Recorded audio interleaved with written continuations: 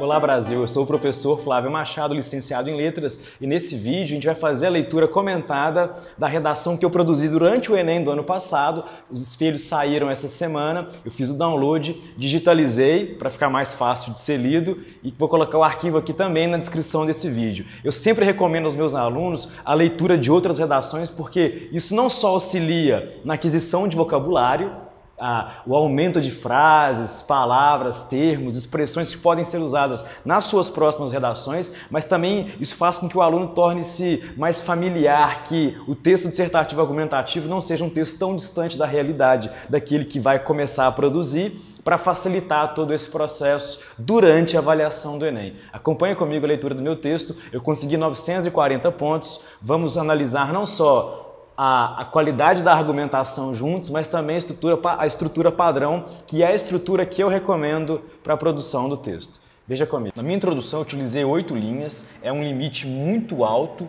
O ideal é fazer a introdução com 5 ou no máximo até 7 linhas. Mas como tinha muita informação para colocar na introdução, eu não quis remover nenhuma dessas informações. Muito bem. Desenvolvida substancialmente no período da Guerra Fria e popularizada após a Revolução Técnico-Científica, a internet tornou-se, na atualidade, um dos maiores aparatos ligados ao acesso e democratização da informação no Brasil. Responsável por movimentar uma enorme parcela do mercado de dispositivos eletrônicos, a web também fornece serviços de assinatura, redes sociais provenientes da internet 2.0 e o armazenamento de dados dos usuários. Então, até este segundo ponto final, eu fiz o que a gente chama de contextualização. Eu usei 2 elementos históricos, a Guerra Fria e a Revolução Técnico-Científica. Falei um pouquinho da Web 2.0 também, e isso revela conhecimento das várias áreas para aquele que está lendo o seu texto. Então, primeiro eu contextualizei e agora, no segundo passo, eu vou colocar um conectivo, um elemento coesivo para ligar essa contextualização na tese, ou seja, na parte da minha introdução que eu vou me posicionar enquanto indivíduo para apresentar aquilo que eu penso e para depois, na argumentação, provar que esse pensamento que eu tracei enquanto indivíduo único é verdadeiro. Muito bem, acompanhem comigo então. Todavia, as corporações responsáveis pela distribuição de tais serviços, incluindo os mecanismos de busca, e nesse ponto, ao falar aqui de mecanismos de busca, eu recuperei isso na argumentação, eu citei quais são esses mecanismos. E agora a parte que vem em negrito é a minha tese. Possui amparo legal e total sigilo para compor algoritmos de sugestão de conteúdos, articulando, manipulando e alterando por meio de sistemas o comportamento de seus usuários, a fim de atender às demandas mercadológicas e ideológicas, alienando e gerando bolhas sociais relacionadas ao controle e leitura de dados e conteúdos somados à singularidade de cada indivíduo. Muito bem. A minha tese apresenta 2 problemas. A liberdade que as empresas possuem para desenvolver os algoritmos e como isso afeta a vida daqueles que utilizam de maneira consciente ou não os serviços na internet. E aí, eu desenvolvi um parágrafo de argumentos sobre cada um desses assuntos. Durante a proposta de intervenção, eu resolvi cada um desses problemas. Vamos ver então como é que se estruturou o meu parágrafo de argumentação. O poder da influência de micro-universos ideais, criados por mecanismos de rede mundial de computadores, pode ser exemplificado ao associarmos o materialismo histórico de Marx, que versa sobretudo a respeito da construção social dos indivíduos. Então aqui eu comecei a apresentar conhecimento das várias áreas para depois usar esse conhecimento para demonstrar a autoria do meu texto, ou seja, eu pego opinião de filósofos, pensadores ou dados que sejam, para depois poder, através deles, traçar a minha opinião. Com a organização social e as consequências humanas da globalização propostas por Bauman. Então, aqui ao citar Marx e Bauman, eu já coloquei 2 elementos dos conhecimentos das várias áreas. Afinal, tais pensamentos tornam nítidas as propriedades que a internet possui em relação à capacidade de construção não somente da opinião, mas da própria singularidade dos usuários. Um conectivo, nesse contexto, e agora eu vou retomar termos que eu utilizei na introdução e agora eu vou detalhar, que são os mecanismos de busca. Podemos assumir que corporações como a Google, Yahoo ou mesmo Bing, que ninguém liga, ninguém se importa, por exemplo, são capazes de gerar verdadeiras bolhas sociais, aprisionando conforme seus interesses, somados aos hábitos dos usuários, conteúdos que serão exibidos e disponibilizados em primeiro lugar. mais um conectivo, e nesse ponto é interessante perceber a estrutura, não só a quantidade de pontos finais, mas os elementos coesivos que amarram as frases e, por fim, a maneira como eu gosto de traçar a minha argumentação. Eu apresento sempre uma contextualização, assim como na introdução, coloco a minha opinião, quer dizer, qual é a relação desse contexto que eu utilizei com o tema e com os problemas que eu escolhi na tese. E, por fim, eu gosto sempre de apresentar as consequências desse problema, as consequências daquilo que foi dito. Assim, o parágrafo não só fica com a extensão correta de um parágrafo de argumentação, que deve necessariamente ser maior do que a introdução, mas também fica fácil de ter elementos para se escrever esse parágrafo, para nunca ficar travado sem saber o que escrever durante o texto.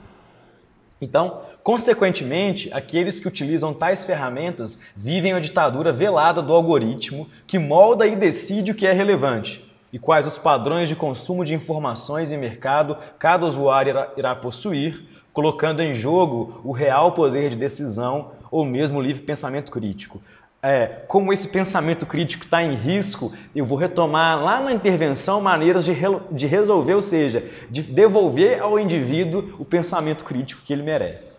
Outro detalhe, sempre que eu vou iniciar o meu segundo parágrafo de argumentação, eu utilizo um conectivo de adição, porque eu vou somar um outro problema. E aí é uma dúvida muito frequente de alunos: professor, eu posso fazer um parágrafo que é positivo e outro que é negativo, eu posso fazer um falando bem, depois fazer outro falando mal e resolver isso na conclusão? Eu preferiria, a minha sugestão é não faça isso, porque o ideal é que você mantenha uma única posição ao longo do texto inteiro. Isso vai evitar com que você possa de fato se contradizer ou qualquer coisa do tipo. Então, o melhor é manter a mesma linha de raciocínio, e já que o segundo argumento ele colabora, ele comprova também elementos da tese e do primeiro argumento, o ideal é começar ele com um conectivo de adição, de soma. Então, eu comecei com ademais. Ademais, é importante ressaltar que o pouco conhecimento de quem opera as ferramentas e sites em ambientes virtuais também contribui para o armazenamento e posterior uso perverso de dados. A escola, enquanto instituição responsável por capacitar e tornar os cidadãos aptos ao mundo que os cerca, pouco evoluiu em relação ao uso da tecnologia. E aí, foi uma grande jogada utilizar a escola e dizer, porque aí você consegue criar aquilo que você vai escrever no último parágrafo. Então, você, enquanto aluno, você escolhe os problemas que vai resolver. Imagine o seguinte: se eu digo neste parágrafo de argumento que a escola pouco evoluiu em relação ao uso da tecnologia, qual é a proposta de intervenção que eu vou apresentar no final do meu parágrafo? Ficou muito fácil. Eu vou apresentar uma proposta que permita com que a escola evolua em relação ao ensino, ao uso de tecnologia, fornecimento de ferramentas, para que seja de fato treinado, que o aluno aprenda, seja proficiente no uso da tecnologia e que ele possa refletir a respeito da rede mundial de computadores. Então, quando você escreve a argumentação, e esse que é o grande lance, você, enquanto aluno, tem que escolher problemas que você será capaz de solucionar. Porque se você escolhe ou argumenta algo que a solução lhe parece difícil de desenvolver, no final do seu texto você vai ficar travado e perder tempo tentando pensar propostas ou fazer uma proposta muito rasa durante a sua argumentação vai prejudicar certamente ou o seu tempo ou a sua nota, que no final da história dá no mesmo. Muito bem. Esta negligência do Estado, incapaz de fornecer equipamentos adequados e proficiência aos gestores, professores e alunos, tem sido responsável pelo surgimento de uma juventude duplamente alienada, que não sabe deliberar o que é melhor para ela e que também não possui senso crítico em relação aos mecanismos que fazem automaticamente tais deliberações. Sobretudo, essa reflexão se agrava quando amparada por dados do INEP, que apontam para a exorbitante quantidade de crianças com acesso à web, que atingiu cerca de 1/3 dessa parcela populacional nos últimos anos. A última parte do texto, então, terá que resolver os problemas que eu coloquei na argumentação 1 e na argumentação 2. E, em especial nesse ano, fiquei com total na conclusão, particularmente porque eu consegui fazer essa solução articulada ao que está no texto. E no manual de redação do MEC, essa articulação ela é exigida. Você tem que necessariamente resolver os problemas que você apresentou relacionados à tese, mas na sua argumentação. Veja a minha conclusão comigo.